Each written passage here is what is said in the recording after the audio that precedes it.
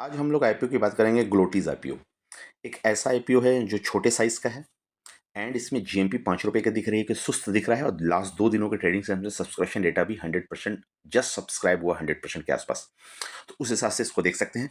चलिए आगे बढ़ते हैं और उसके detail analysis GMP and subscription data सभी वन बाय वन चेकलिस्ट को चेक करते हैं। आगे बढ़ने से पहले चैनल को लाइक करें, सब्सक्राइब करें और कमेंट्स करें, और शेयर को बेल आइकन की घंटी को दबा दें ताकि इस तरह के इन्फॉर्मेटिव वीडियो आपके चैनल में आते रहे।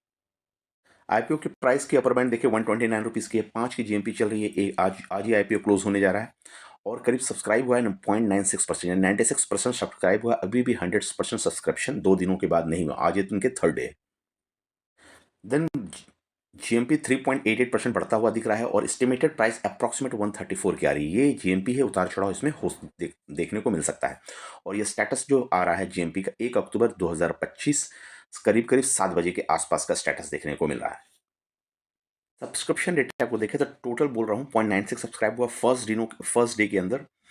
0.43x सब्सक्राइब हुआ सेकंड डे के अंदर। 0.96 सब्सक्राइब हुआ। सब्सक्रिप्शन कम दिख रहा है। रिटेल का पार्टिसिपेशन देखें तो फर्स्ट डे में 0.23x सब्सक्राइब हुआ है एंड रिटेल ने सेकंड डे के अंदर 0.60 सब्सक्राइब, 60% अप्रॉक्सिमेट रिटेल ने सब्सक्राइब किया सेकंड डे में। थर्ड डे देखने वाली बात होगी, थोड़ी बढ़ता हुआ देखने को मिल सकता है। एनआईएन में स्मॉल एंड बिग में देखेंगे तो बिग एनआई ने 1.551x सब्सक्राइब करते हुए देखने को मिल रहे हैं। एंड क्यूआईबी क्या कर रहा है? क्यूआईबी फर्स्ट डे में ही सब्सक्राइब 1.76 किया, तो सेकंड डे में स्टेबल है उनका 7, यानी सेकंड डे में ज़्यादा इन्होंने घुसे नहीं है यहाँ पे क्यूआईबी भी थोड़े से हल्के सब्सक्रिप्शन इस आईपीओ में दिख रहे हैं। एनआईएन को देखें तो अभी तक 1.12x सब्सक्राइब कर चुके हैं। एसएनआई देखेगा 0.35x सब्सक्राइब है। तो सब्सक्रिप्शन डेटा और जीएमपी जिस आधार पर आ रहा है आईपीओ के, थोड़े से डाउन साइड देखने को मिल सकते हैं। एंकर इन्वेस्टर की बात करें तो एंकर इन्वेस्टर में करीब सात एंकर इन्वेस्टर दिख रहे हैं और इनकी भी अमाउंट जो दिखा जा रहा है करीब करीब 52 करोड़ रुपए का अमाउंट एंकर इन्वेस्टर के साथ इन्वेस्ट होता हुआ दिख रहा है। और एंकर इन्वेस्टर में बहुत बड़े कोई नाम इसमें देखने को नहीं मिला। तो एंकर इन्वेस्टर भी बोल सकते हैं, इन्वेस्टर तो हैं लेकिन ठीक ठाक हैं, बहुत बड़े बड़े ब्रांड वाले। इस आईपीओ के रिव्यू के बारे में अगर बात करें तो रिव्यू एंड रिकमेंडेशन के हिसाब से देखें ब्रोकरेज हाउस का क्या रुझान है। तो 5 इसमें अप्लाई करने बोल रहे हैं। 1 कहते हैं मैं अप्लाई कर सकते हैं, न्यूट्रल में कोई नहीं है, अवॉइड में कोई है, नॉट रेटेड में 4 है। तो नॉट रेटेड की कंडीशन 40% आ रही है और अप्लाई के 5%। तो 50-50 रुझान इस पे देखने को। नॉट रेटेड का मतलब हो गया कि थोड़े से न्यूट्रल रहना चाह रहे हैं ये लोग भी, तो रेट ही नहीं करना चाह रहे। इस हिसाब से देख सकते हो। तो रुझान भी देखा जाए तो आईपीओ का जिसकी तरह के जीएमपी है, सब्सक्रिप्शन डेटा और रिव्यू तीनों को कंबाइन करें तो थोड़ी इनमें इनमें थोड़ा सा स्कोर कम करता हुआ देखने को मिल रहा है। अब इंपॉर्टेंट डेट्स एंड डेटा की तरफ आते हैं यहाँ पे आईपीओ के। तो 29 को ऑलरेडी क्लोज हो चुका है, 1 तारीख को क्लोज ओपन हो रहा है 29 को, और 1 तारीख को क्लोज, यानी आज इनके लास्ट डेट है। थर्ड डे अप्लाई करने के लिए आपको क्लोज हो जाएगा।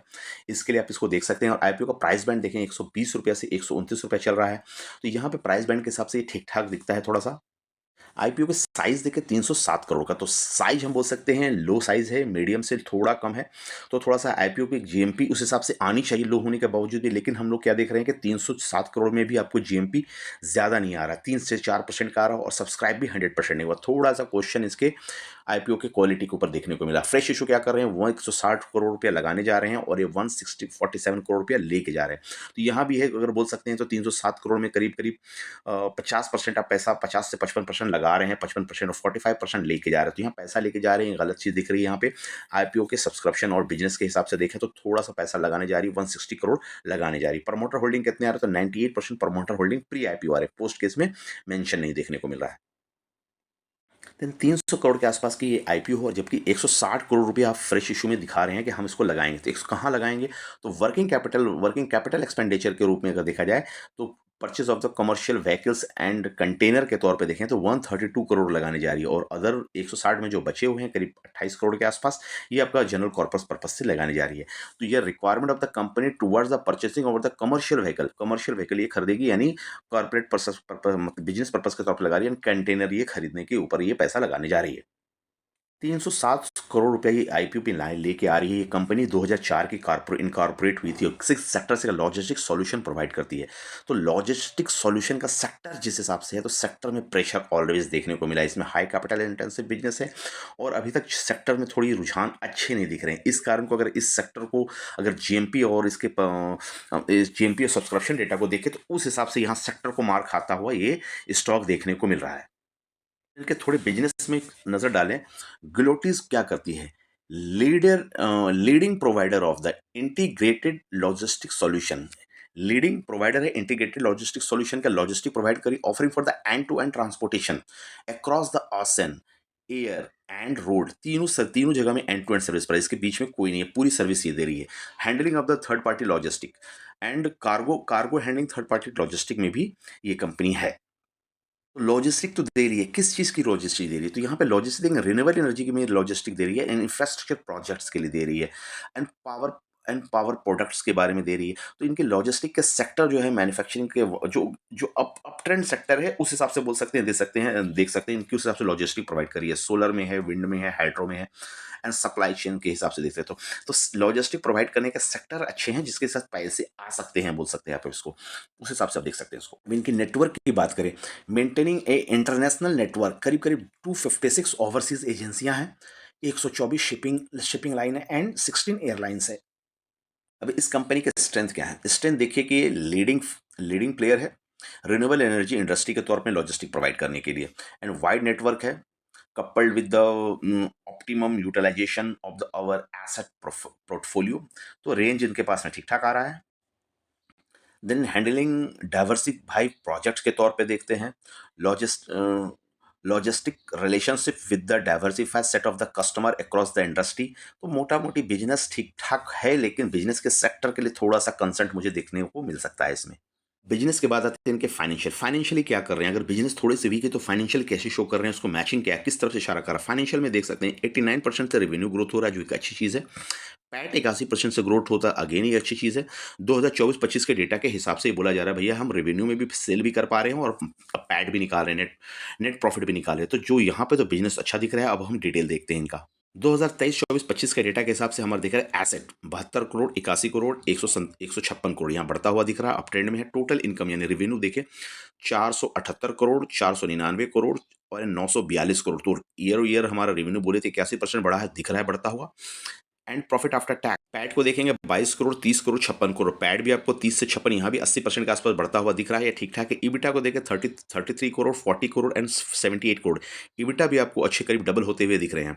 नेटवर्थ देखेंगे तो 11 करोड़, 42 करोड़ और 98 करोड़, तो यहाँ भी नेटवर्थ भी डबल होता हुआ दिख रहा है। रिजर्व एंड सरप्लस की बात करें 10 करोड़, 41 करोड़ और 82 करोड़, साल दर साल में रिजर्व एंड सरप्लस भी डबल होते दिख रहे हैं। बोरिंग 30 करोड़, 8 करोड़ और 22 करोड़, बोरिंग कम होता हुआ दिख रहा है, यानी इतनी कैपिटल इंटेंसिव बिजनेस होने के बाद, लॉजिस्टिक सेक्टर होने के बावजूद भी इनकी उधारी कम है, रिजर्व ज़्यादा है, तो यानी उधारी डेट टू इक्विटी बहुत कम निकल करके आएगा इसमें। इसके हिसाब से इसका तो आरओसी इनका अच्छा होना चाहिए आरओई के कंपेरिजन में, ये मेरा फंडामेंटल व्यू है। इसको हम देखेंगे तो उस हिसाब से सिंगल शॉट में बोले तो फाइनेंशियल इसके ठीक ठाक है, सेल कर पा रही है, सेल इनके अच्छे निकल के आ रहे हैं। अगर ओवरऑल सेल बोला जाए तो सेल देखेंगे तो ये कंपनी करीब करीब टोटल इनकम 900 करोड़ के आसपास का सेल कर रही है ईयरली बेसिस पे।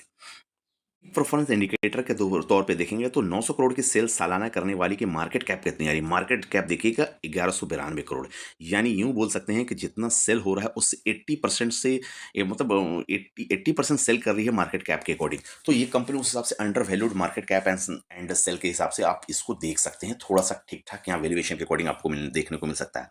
चलिए बिजनेस अब देखते हैं केपीआई की परफॉर्मेंस इंडिकेटर के तौर पर ये क्या बोलना चाह रहे हैं। की परफॉर्मेंस इंडिकेटर में देखें आरओई बहुत अच्छी निकाल रही है, 56 का निकाल रही है, आरओसी 72 का निकाल रही है, बोले डेट के साथ ही अच्छा काम कर रही है, कम डेट है तो डेट भी डेट टू इक्विटी 0.22 का है, तो रेशियो फंटास्टिक आ रहे हैं इसके। तीनों रेशियो के हिसाब से देखें तो अच्छे से अपने बिजनेस को मैनेज करते हुए एक एक इस तरह के सेक्टर की कंपनी जो सेक्टर का स्ट्रगल कर रहा हो, बट स्टॉक यहाँ पे इसके बिजनेस थोड़े से अच्छे दिख रहे हैं यहाँ पे। नेक्स्ट है रिटर्न ऑन नेटवर्क देखेंगे तो 56 का आ रहा है, ये भी अच्छा निकल के आ रहा है। पैट मार्जिन 5 का, यहाँ पे कंसर्न हम बोलेंगे। ग्रोथ सब जगह है लेकिन आपके मार्जिन कम निकल करके आ रहे हैं, इसके लिए बोलता हूँ ये स्टॉक्स में सेक्टर की वजह से मार्जिन एंड इबिटा मार्जिन 8 का निकल के आ रहा है। सेल अच्छे कर रहे हैं, पैट अच्छे निकाल रहे हैं, पैट में भी ग्रोथ है, बिजनेस भी अच्छे कर रहे हैं, लेकिन आपके मार्जिन यहाँ पे कम मिलते हैं, वो एक कंसेंट है। प्राइस टू बुक देखिए 10 का प्राइस टू बुक चल रहा है, चूंकि बोल सकते हैं हायर साइड में प्राइस टू बुक है। तो ओवरऑल क्या समझ में आया, ओवरऑल समझ में आया कि बिजनेस के सेक्टर अच्छे होने चाहिए, जिसके कारण मार्जिन वहाँ अच्छे मिलने चाहिए। बिजनेस में सेल्स तो दिखा रही है, अब लॉजिस्टिक सेक्टर में देखेंगे तो सभी के सेल्स हैं, माल तो बेच ही रही, माल तो इधर शिफ्ट करेंगी, ग्रोथ भी उनमें दिख रहा है। मार्जिन कम मार्जिन पे काम करती हैं, थोड़ा सा इनका पेपर प्रेशर, इसलिए पैट मार्जिन और इबिटा मार्जिन में पड़ता हुआ देखने को मिल सकता है। फाइनेंशियल के बाद हम लोग बात करते हैं वैल्यूएशन ईपीएस क्या निकाल रहे हैं। 7 का ईपीएस है, प्री एंड पोस्ट में 6 का ईपीएस हो जाता है, पी 18 का है और 21 का हो जाता है। अब ये ईपीएस ईपीएस पी को देखेंगे तो 20 के ऊपर है, तो थोड़ा-सा तो मीडियम से मीडियम रेंज में आ जा रहा है 20 के ऊपर में, यानी मोटा-मोटा बोल सकते हैं बेंचमार्क के पास-पास, तो बहुत ज़्यादा महँगा भी नहीं है, बहुत ज़्यादा सस्ता भी नहीं। सिंगल शॉट में देखना, अब इसको कंपैरिज़न करना पड़ेगा 21 का पी हमारे इंडस्ट्री में कैसा चल रहा है। वैल्यूएशन पे नज़र डालें और पेयर कंपैरिज़न के नज़र डालें, तो पेयर में है जिलोटीज़ का कंपैरिज़न आपका होता है all cargo logistics and transport corporation India से।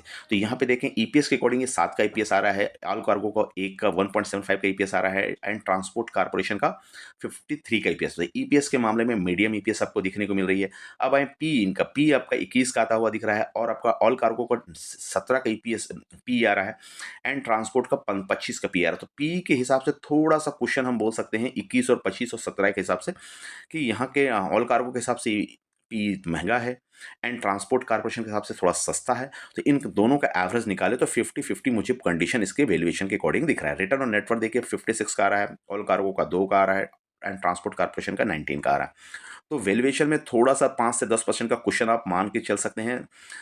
10% का आप लोग क्वेश्चन मान सकते हैं। इसके हिसाब से इनको जीएमपी 5 का मिल रहा है। तो ओवरऑल ये चेन्नई बेस्ड कंपनी है। आप लोगों को एनालिसिस कैसा लगा कमेंट्स में ज़रूर बताएँ। आप लोग अप्लाई कर रहे, नहीं कर रहे, वो बताएँ। लेकिन हमारा सिंगल शॉट में कहना रहता है कि उसी आईपीओ को थोड़ा देखिए, सेक्टर वाइज़ अगर अच्छा हो तो 10 के नीचे का जीएमपी भी चलेगा।